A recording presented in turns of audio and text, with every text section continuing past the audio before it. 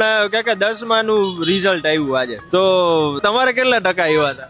Board નું result 44 આવ્યું હતું, મારે 49 આવ્યું હતું. બોર્ડ કરતા જાજુ આવ્યું હતું 70%. હાવ સાચું કયો? સાચું. મારે તો હું 10માં 2 વિષયમાં ફેલ છું.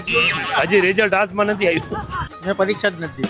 પરીક્ષા જ નથી દીધી. હવે મારે 57 વર્ષ છે, એટલે એટલું બધું યાદ ન હોય ને. અને આમ ચીટિંગ બીટિંગ કરી હતી એ સમયે કેવું?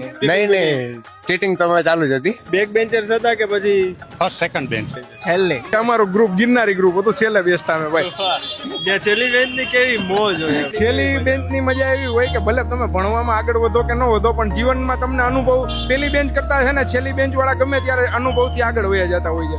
સંધમાં ભણતો પણ વહી આવતો ટેકડો મારી.